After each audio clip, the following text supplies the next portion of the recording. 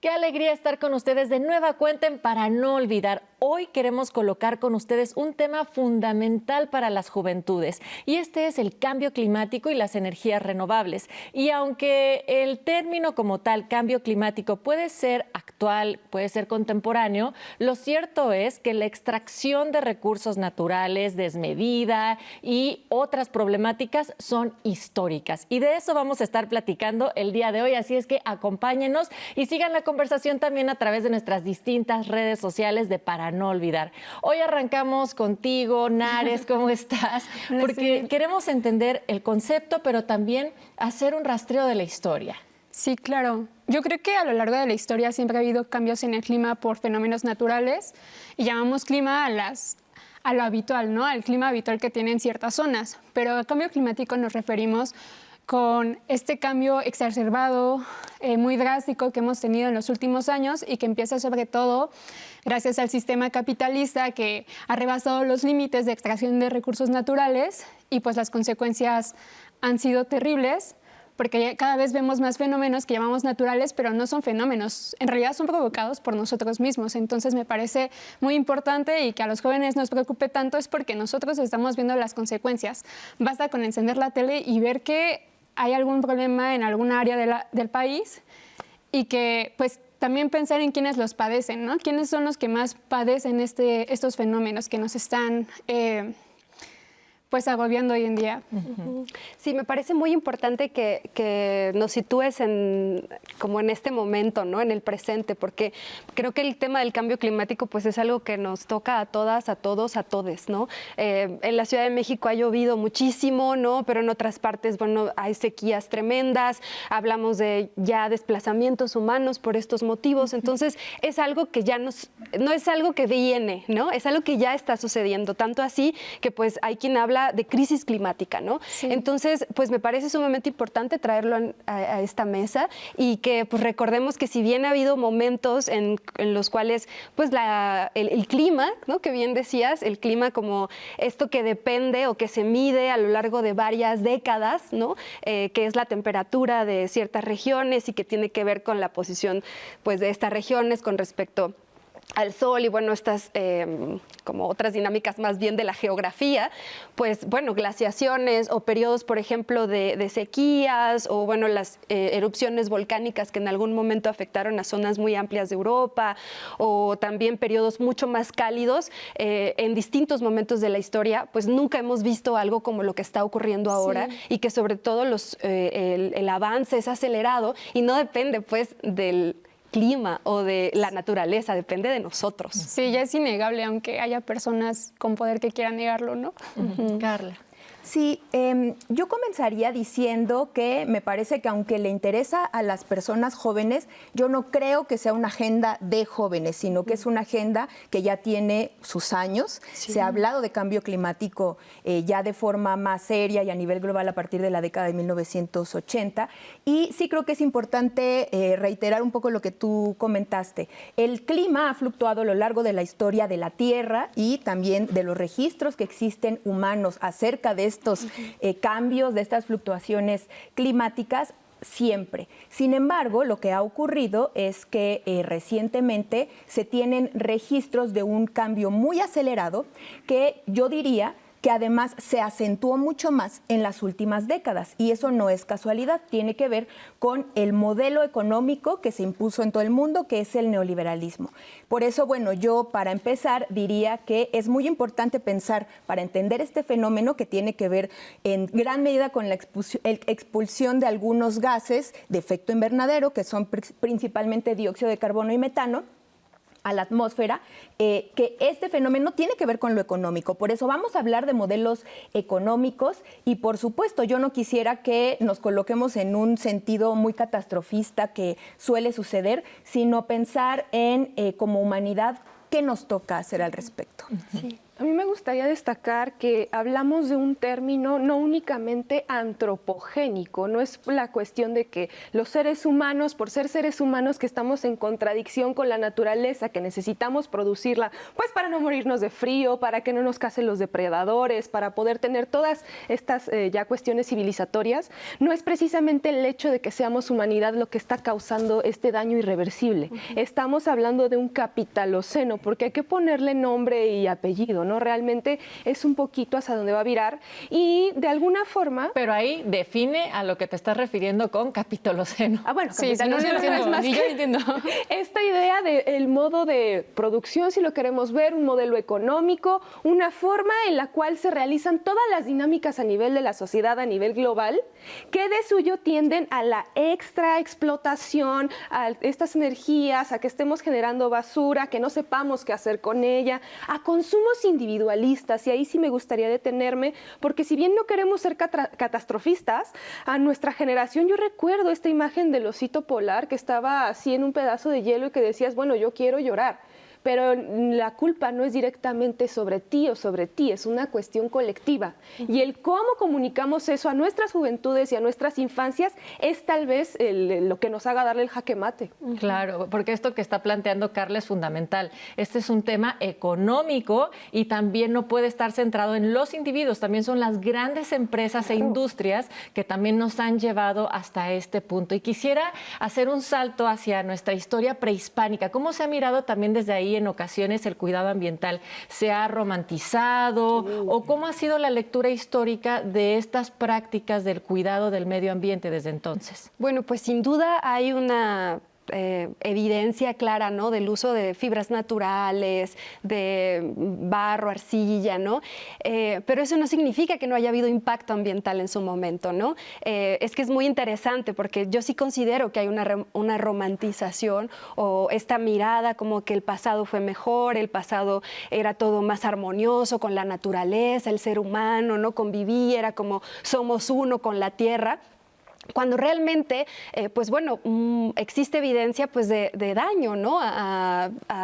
Por ejemplo, los ríos, los lagos, ¿no? Como los mantos acuíferos. En la zona maya, por ejemplo, había muchísima tala de árboles justo para poder extraer ceniza que se utilizaba para elaborar ciertos pigmentos. Entonces, bueno, siempre hemos consumido, ¿no? Y a medida de que las poblaciones aumentaban, pues también, o las urbes crecían, pues también evidentemente se necesitaban más recursos para abastecer a la población.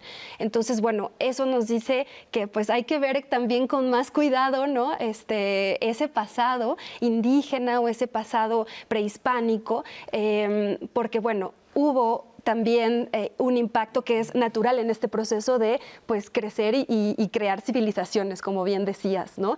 Y pues bueno, en la colonia también hubo sus cosas, ¿no? Ahorita que decías este pasado y estas civilizaciones, yo pensaba en las primeras nociones de ecología que podemos encontrar en Grecia, cuando se decía que eran los montes enflaquecidos por la enfermedad de tanta tala, ¿no? Entonces ahí ya estamos hablando de un pasado grecolatino, pero ¿qué pasa cuando entonces hablamos de la colonia? Yo no puedo dejar de imaginar algo tan fascinante de suyo, pensar en atravesar los océanos, el Atlántico, el Pacífico, pero toda la extracción que de la Nueva España, sobre todo México, Perú, Bolivia, y que son, si lo podemos un poquito ya poner en nuestras realidades, países con una producción minera impresionante a nivel global. Y eso no es nada más esta cuestión mítica del dorado, de los grandes minerales, no.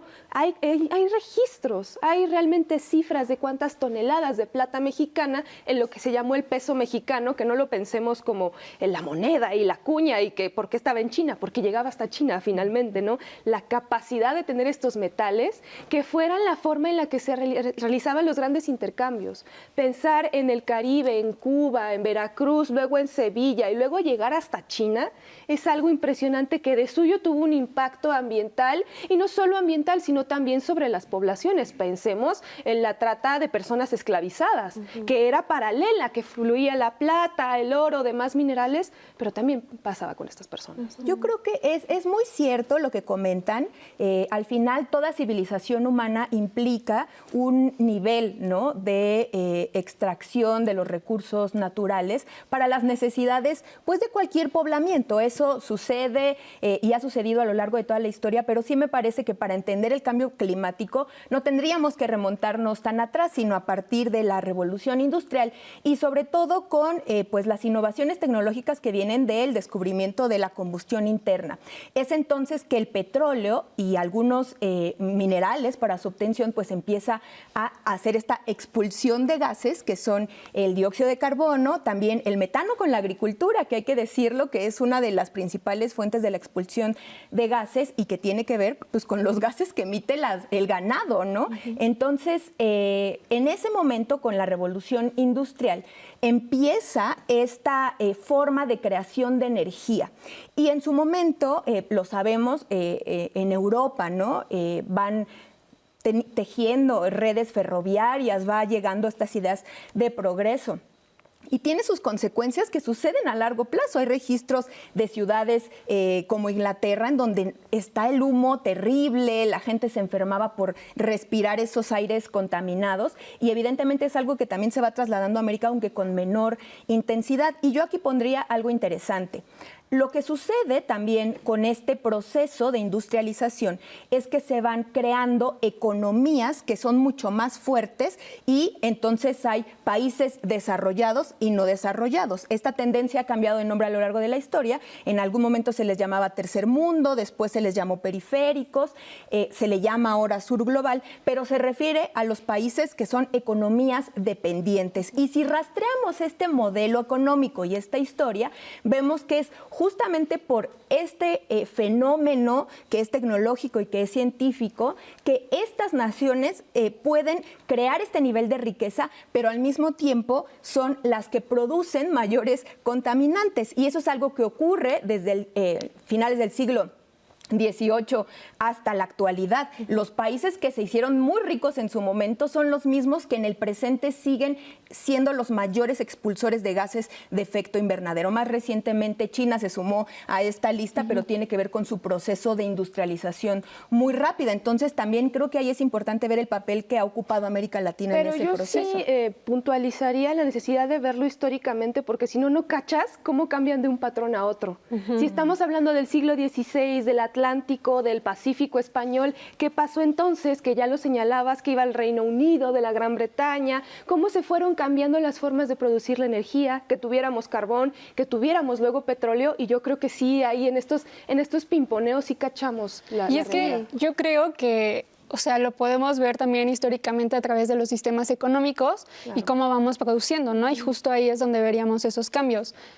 Y con la revolución industrial, pues también pasa que vamos a ver quiénes son los dueños de las tierras que se producen o de los recursos. Entonces ahí me parece muy importante y también pensando ya justo después de la industrialización en nuestro país, cuando empieza esta tendencia a preocuparse de manera política ya también por este asunto, que empieza con los bosques, con la tala de árboles, con Miguel Ángel de Quevedo, que empieza a final, bueno, justo en este periodo de industrialización o después del Porfiriato, y que también vamos a ver muy presente estas ideas en la revolución, sino tanto por la preocupación del cambio en el clima o la expropiación de recursos, sí por quienes controlan esos bienes. Claro, y esto que estás diciendo es bien importante, Nares, es decir, cuando pasa el proceso de industrialización también, cuando llega hacia América Latina, a nuestro país, la idea del progreso, de crear nuevas industrias y por ende extraer estas materias primas para esas industrias, cuando inician estas preocupaciones por el medio ambiente, como que se enfocan solamente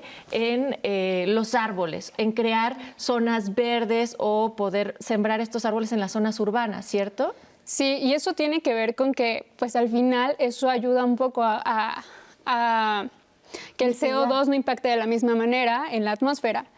Pero sí, no es el único medio, también hubo proyectos posteriormente, ya también después del cardenismo, más adelante vamos a ver cómo surgen instituciones justo para cuidar estos bienes, pero algo muy importante que pasa tras la revolución y que está en la Constitución es el artículo 27 y la reforma agraria, que a mí me parecería muy importante porque pues al final eso queda plasmado como que los recursos naturales nacionales le pertenecen al pueblo, ¿no? Nos pertenecen a los mexicanos. Entonces, yo creo que siempre deberíamos de remontarnos a eso para saber cómo se están extrayendo los bienes y para qué usos se tiene, también para qué se producen y cómo estamos consumiendo. O sea, yo creo que esa es la clave para verlo de manera política y también para ayudarnos a saber hacia dónde vamos. Y justo, pues hablando de la revolución, o sea, es que es muy importante esto que decías, Carlos. O sea, sí es cierto, ha habido, por eso nos preocupaba como decir, bueno, es que siempre ha habido estas cuestiones del cambio, pero es que es con la industrialización, a partir de donde vemos este disparador, ¿no? En los procesos de justo cómo consumimos, cómo producimos, ¿cuáles son esos recursos naturales que nos están permitiendo producir la energía que necesitamos para que todo opere, ¿no? Además de las materias primas que necesitamos para los productos que consumimos, ¿no? Sí. Entonces, por ejemplo, en el caso mexicano, el artículo 27 protege estos recursos naturales de manos extranjeras, pero la visión es económica y es soberanista, ¿no? Entonces, la cuestión ambiental como que no tanto. Incluso en la reforma, bueno, en la ley minera del año pasado, la de 2023, pues también hay un enfoque económico, ¿no? Entonces, este enfoque económico sigue permeando, ¿no? Como en la política actual. En todas las dimensiones en todos lados. No se puede abandonar. Yo creo que es crucial. Sí, no se puede abandonarlo, pero también se debe incluir la parte ambiental, ¿no? O sea, debe ser una parte fundamental que sea y nuestros transversal. saberes, sobre todo las comunidades, o sea, que encontramos esto del buen vivir como si fuese nuevo, cuando realmente no. Y el artículo 27 dice, sí, mantos acuíferos, pero también dice tierras, cielo. Sí. O sea, suelo pensar en el fracking, te lleva a pensar a muchas tantas cosas. Fíjense, sí, creo que sí es bien importante verlo de esta forma. El ecologismo, tal como lo conocemos en la actualidad, no podríamos esperarlo en el periodo postrevolucionario ni en el siglo XIX, para nada. Cuando elaboran la Constitución de 1917, este artículo 27 constitucional está pensado para el proceso de industrialización, que es lo que están anhelando en ese momento y lo que se necesita para generar dinero en el país. Por supuesto, lo consolidan con lo que ya hemos hablado mucho aquí, que es la soberanía energética con Lázaro Cárdenas. Fíjense. A nivel global, o sea, más o menos se tiene el registro de hace alrededor de 150 años de este aumento de temperatura que ha sido lineal ascendente, ¿no? Pero hay una cuestión, cuando han hecho estos análisis se dan cuenta de que ese aumento ha tenido, digamos que un repunte en las últimas 4 décadas. Sí. Estamos hablando de que el cambio climático tiene todo que ver con el neoliberalismo. Claro. Al mismo tiempo que se están adelgazando las capacidades sociales de los estados y se está teniendo como la ideología política a nivel global, que las empresas tengan vía libre para producir, también se incentiva el consumo como nunca antes, es que sucede este incremento que es lo que nos tocó vivir como generación a quienes tenemos pues más o menos las edades de las mesas, bueno, de quienes estamos aquí sentadas. Por lo tanto, yo creo que sí tiene que haber una perspectiva crítica de ese modelo neoliberal y que por eso yo creo que es tan importante lo que está pasando en nuestro país, que es regresarle las capacidades al Estado, además de soberanía sobre sus propios recursos energéticos, porque ¿cómo se puede saltar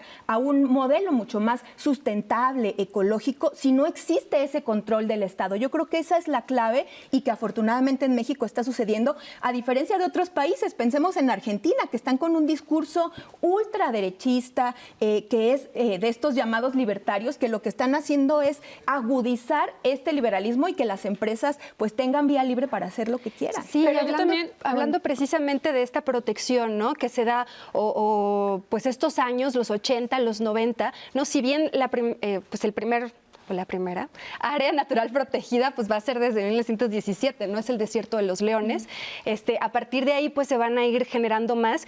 Son los 80, los 90 y los 2000 cuando más se protegen áreas naturales en México, ¿no? Y eso es muy contradictorio, porque es la época en la que también se está impulsando muchísimo esta gran producción, hay este proceso de adelgazamiento del Estado, la industria minera, bueno, va a tener también un auge, la industria petrolera, pero se están protegiendo, ¿no? Estas áreas de, por ejemplo, la pesca bueno, yo tengo un tatuaje, se los voy a enseñar, de mis vaquitas marinas, ¿verdad? Porque pues allá en el Golfo de California hay un montón de especies protegidas. Y algo muy importante es que en ese momento se protege, por ejemplo, la pesca de la vaquita marina o de la totoaba, y eso va a ir en detrimento de comunidades indígenas que se dedican a eso para la subsistencia, ¿no? En el caso de Baja California son los cucapá, ¿no? Entonces también vamos a ver una serie de contradicciones que se van dando en ese momento en lo que están viviendo las poblaciones que se ven pues directamente afectadas mientras las grandes corporaciones y las grandes industrias mineras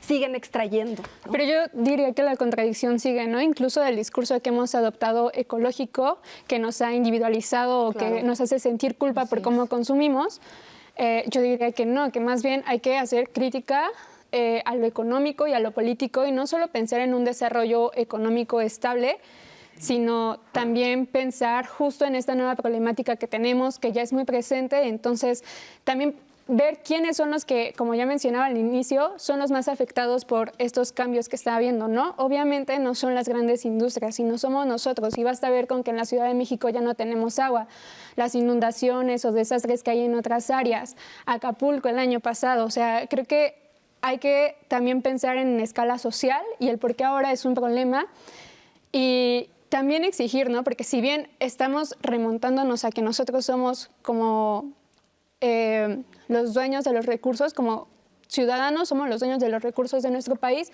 pues qué tanto es cierto que se está protegiendo, que los proyectos están teniendo esta perspectiva de este nuevo problema, que a mí me parece muy severo, que me da miedo porque yo no quiero que dejemos de tener agua. O sea, me parece muy importante.